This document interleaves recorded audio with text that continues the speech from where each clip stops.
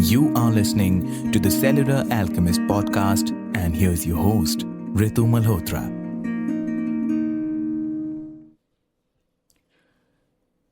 Vulnerability. I read a beautiful line the other day. What makes you vulnerable makes you beautiful.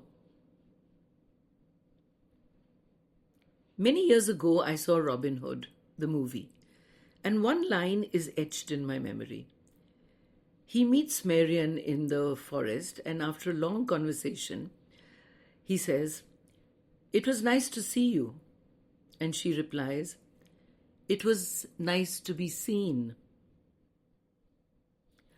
To me, it brings home the fundamental premise that connection is why we are here.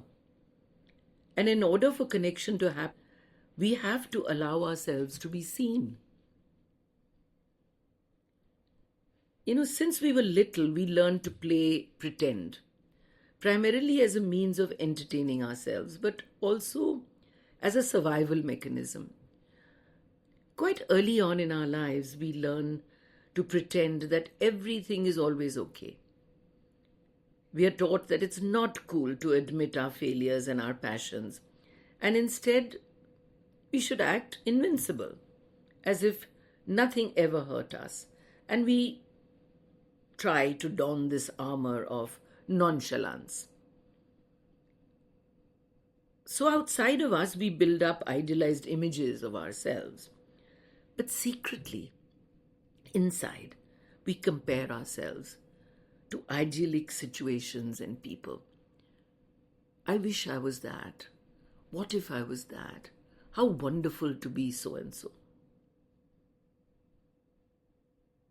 Though the truth is that if you let it, life will numb you of your anxieties with a facade of coolness. But you will also miss out on what makes you human. Vulnerability. Vulnerability means saying and doing exactly what you feel, even if you potentially leave yourself with nothing to hide behind. It takes guts to accept that it hurts like hell. To say that I'm not able to do this, I'm not able to learn this, I don't think that I'm capable of doing such and such. I think this has hurt me so much that I don't think I'm of value. It's deeply touching when we expend so much effort in trying to look strong before the world, when really it's those sad, anxious, and embarrassing bits of us that are what makes us endearing to others and can turn strangers into friends.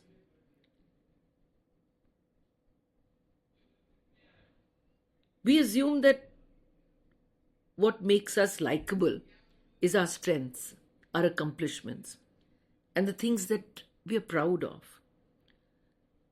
Certainly that impresses, but it isn't what draws others to us. And to me, this definition says it so well. Friendship is the dividend of gratitude that flows from an acknowledgement that one has offered something very valuable to someone. Not a fancy present, but something even more precious. The key to one's self-esteem and dignity. Being close to someone means that we can start to show the truths that underlying the cheerful side, the cheerful facade. These are truths which make us feel lonely forever and for so long. All those times we don't let on how worried we are, how unsatisfactory our family life is, how full of envy our careers are proving, etc. I realize that revealing any of this is tough because we sense great danger in unmasking our deepest selves. Others could laugh, and there is always the potential of being humiliated or publicly shamed. After all, we can always depend on our friends in Facebook. Nevertheless, I like the few suggestions that Amber Rose has to offer. She says, be real. If you're scared, say it. If you don't know the answer to something, say that you don't know it. If you make a mistake, admit it. It certainly gets rid of a lot of burdens, but it is difficult, I agree. Asking for help is the key. Growing up, asking for help felt like weakness. But remember, by admitting your weaknesses, you make room for other people's gifts. Embrace negative emotions. When we numb sadness and pain, we numb joy and happiness too. You see, it's all connected. So in conclusion, I think to be vulnerable is to be deeply seen. It's to love with your whole heart and to put yourself out there.